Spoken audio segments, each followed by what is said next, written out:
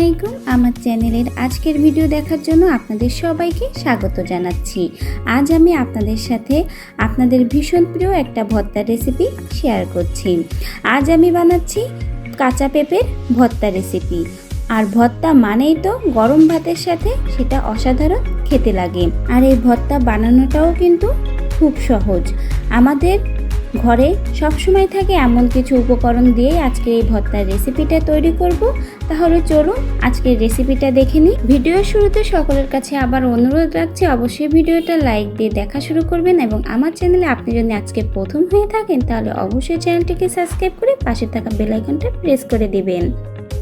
কাঁচা পেঁপের ভর্তা করার জন্য প্রথমে এখানে আমি একটা পেঁপে নিয়েছি। আর পেঁপের সাইজটা কিন্তু খুব একটা বড় না, বলতে গেলে খুবই ছোট সাইজের একটা পেঁপে।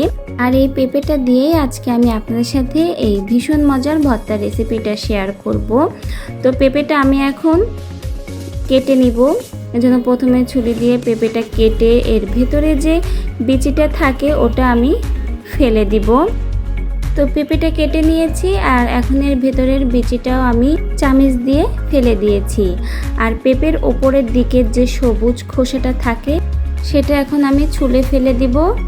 আর সবুজ খোসাটা ছোলার পরে আমি কিছুটা সময় পানিতে ভিজিয়ে রাখবো যাতে কষটা পেঁপে থেকে ছেড়ে দেয়। আর তারপর আমি এটাকে ভালো করে ধুয়ে নিব। দেখতেই পাচ্ছেন আমি পেঁপেগুলো ভালো করে ধুয়ে নিয়েছি। আর এখন আমি কড়াইতে পেঁপেটা সেদ্ধ হওয়ার জন্য পেঁপেগুলো দিয়ে দিয়েছি। আর সাথে আমি 2 কোয়া রসুন দিয়েছি বড় সাইজের, আর দিয়েছি কিছুটা লবণ যাতে তাড়াতাড়ি সেদ্ধ হয়ে যায়, কালারের জন্য হলুদ। আর এখন দেব সেদ্ধ হওয়ার জন্য পরিমাণ মতো পানি। আপনারা যেটুকু প্রয়োজন পানি সেদ্ধ হওয়ার জন্য পেঁপেটা সেরকম বুঝে এখানে সেদ্ধ হওয়ার জন্য পানিটা দিবেন এবং ঢাকনা দিয়ে পেঁপেটা সেদ্ধ করে নেবেন। তো আমি পেঁপেটা যখন পানিটা টেনে কমে গেছে এবং পেঁপেটা সেদ্ধ হয়ে গেছে সে সময় চলে আসছি। তো দেখতেই পাচ্ছেন পেঁপেগুলো আমার সেদ্ধ হয়ে গেছে আর রসুনটাও আমার সেদ্ধ হয়ে গেছে, দেখলেই বোঝা যাচ্ছে আমি খোসাসহ রসুনটা সেদ্ধ দিয়েছি। এখন আমি রসুনগুলো তুলে নিব। সাথে আমি পেঁপেটা সম্পূর্ণ পানি টানিয়ে পেঁপেটা তুলে নিয়েছি। এখন আমি কড়াইটা ধুয়ে তার ভিতরে কিছুটা তেল দিব। আর তেলটা গরম হলেই এর ভিতরে আমি যে সেদ্ধ করা পেঁপেটা ছিল সেটা দিয়ে হালকাভাবে একটু ভেজে নিব।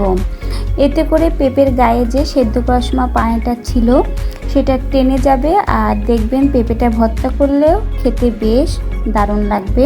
তো এভাবে আমি আলতো হাতে নেড়ে চেড়ে পেঁপের গায়ে যে পানিটা ছিল সেই পানিটা টানিয়ে নামিয়ে নিয়েছি।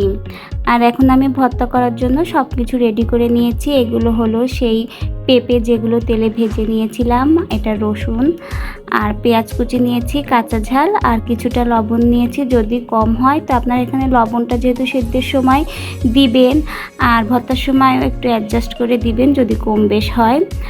আর রসুনটার যে খোসাটা আমি আলতোভাবে ছাড়িয়ে নিয়েছি।